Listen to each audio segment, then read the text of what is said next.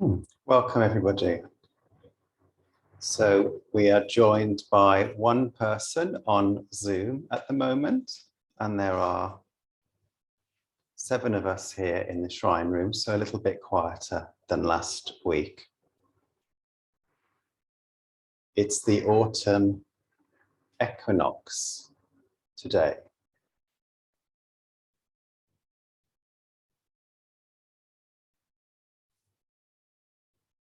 Halfway between the longest day in the summer and the longest night at winter. So today, the daylight hours and the nighttime hours are exactly the same length.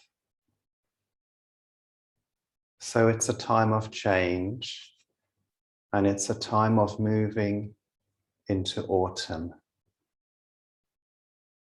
And autumn is a time of dying in the natural world.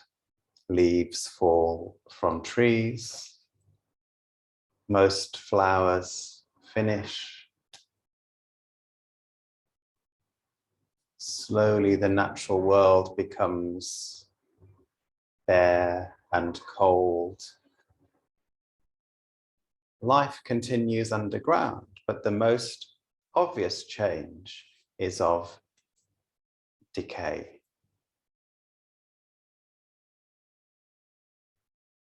And I've also been thinking about change and death and dying because my father-in-law is in hospital.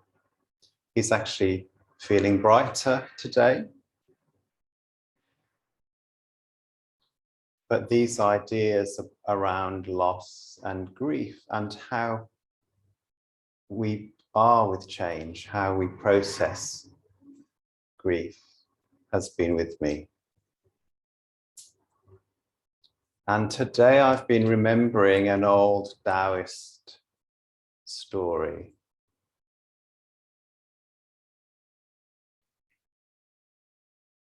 I think I didn't look it up, and maybe I should have done. I think it's a story about Chuang Tzu. And when his wife died,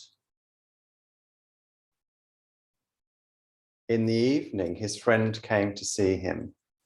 And Chuang Tzu was completely calm and at ease and quite light-hearted. And his friend says to him, "Why aren't you crying? Why aren't you upset? Your wife has just died." And Chuang Tzu replies,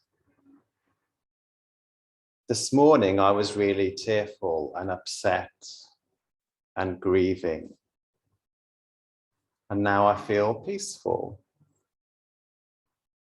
And there's a time for being upset, and there's a time for being grounded and calm and at ease. And he said, everything has its time. Every person has their time. Like a leaf falling from a tree, it's a natural process. And what I really like about this story is that it includes 2 really important things. One, that we do feel the feelings. He's not blanking out his emotion. And 2, this much broader perspective of time, where everything lives and dies, and there's a sense of ease with that. I do wonder if this really happened in the course of a single day, or if the story has changed in the telling.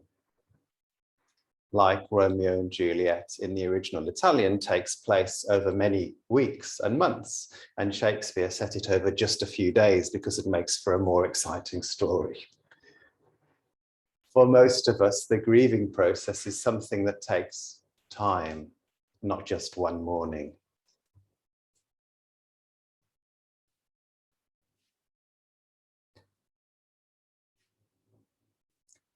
But understanding that it is part of a natural cycle can bring a sense of ease with that.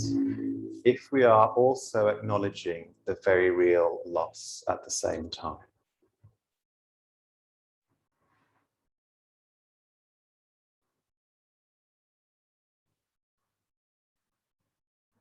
So for me, both of these things are really important. Permission to feel the feelings and feel the loss, and permission to take a step back and understand that it's part of a larger cycle, and that as well as living and dying, we are always connected to each other, even though the form our lives take may change from lifetime to lifetime. When a leaf falls from a tree, it doesn't disappear, but becomes part of the soil, part of the humus, and those nutrients go back into the earth and feed other plants and feed the trees again, and there is a cycle of rebirth. And although I've been thinking of losing people and what that is like, we experience small griefs all the time, and the process is the same, even if the scale is different. We go to a restaurant and they're out of the dish that we were really hoping to have that evening. We come to a town and the temple is closed when we expected it to be open. All of these things create a little grief, a little mix of feelings. And it's important in all of these different situations, large, medium, and small, to acknowledge, oh, this is how that's affected me. And I can also see the bigger picture. Namo Mitabu. So now we'll go into a time of quiet meditation together. And the invitation is to follow the breath, which is always changing. Not trying to breathe in any particular way, just noticing how it is moment to moment. Long or short, deep or shallow. Noticing the pause between breaths. And when other thoughts and feelings come to interfere or distract or bring us news, gently asking them to step back and returning awareness to the breath.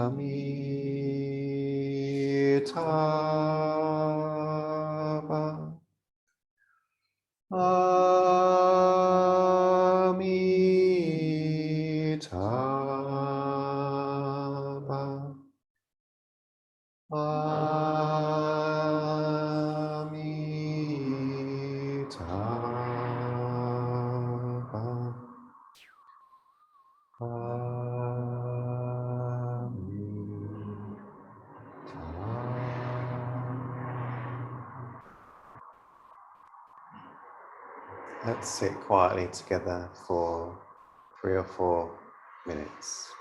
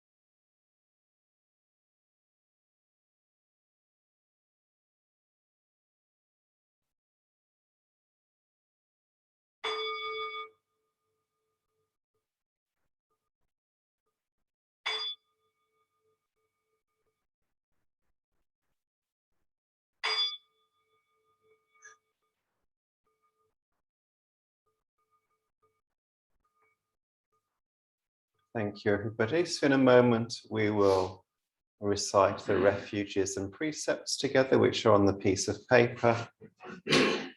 We are adding in an extra 3 lines after the precepts.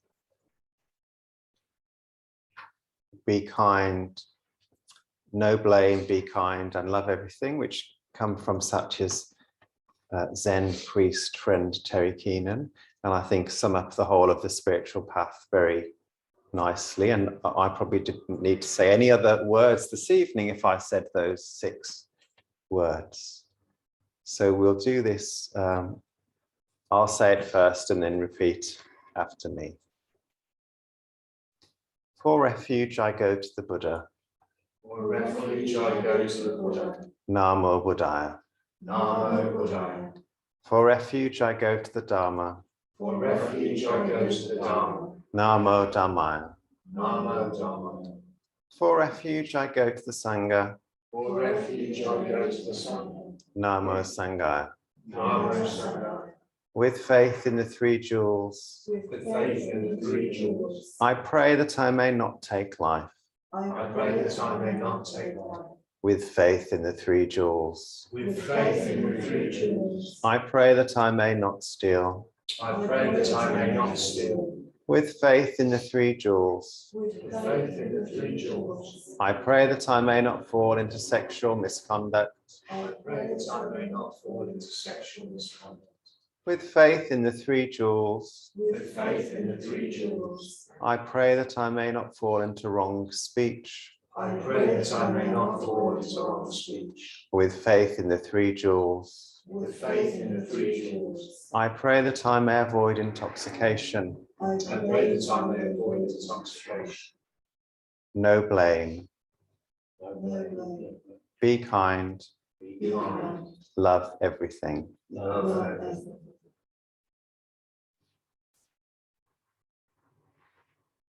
Innumerable sentient beings, We vow to save them all. inexhaustible ardulated passions, We vow to transform them all. immeasurable are the Dharma teachings, We vow to master them all. infinite is the Buddha's way, We vow to fulfill it completely.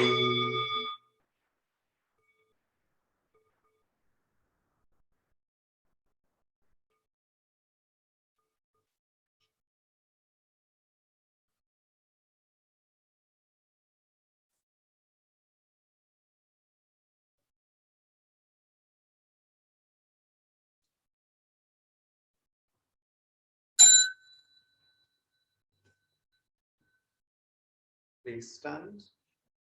We'll now make prostrations or full bows to the Buddha. We go down to the floor if our bodies allow. And as we bow, we recite Namo Amida, which means I take refuge in the Buddha of infinite light.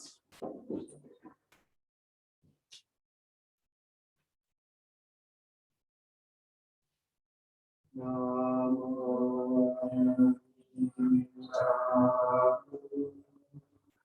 Namo Amida. Namo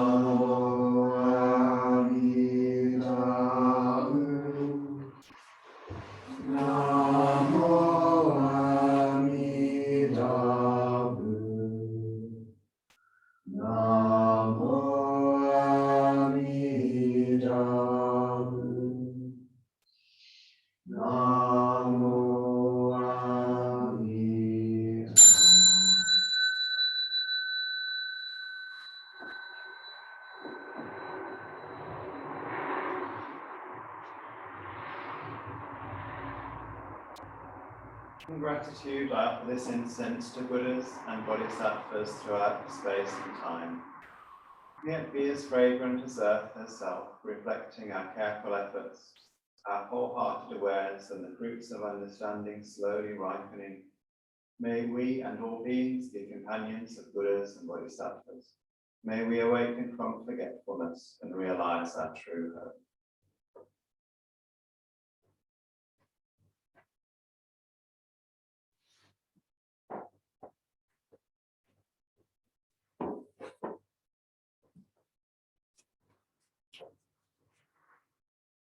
So when Fee rings the bell, first we'll bow to one side and then the other side to say thank you to the people that we're practicing with.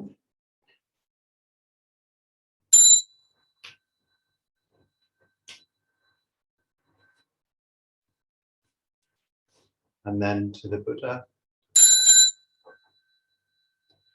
And we tidy our seats and bow to our seats.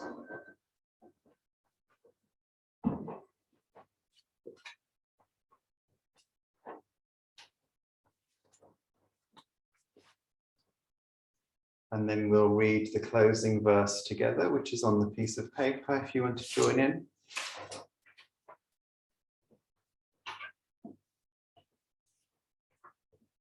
Blessed by Amitabha's light, may we care for all living things and the holy earth. And I'm going to just stop the Zoom recording.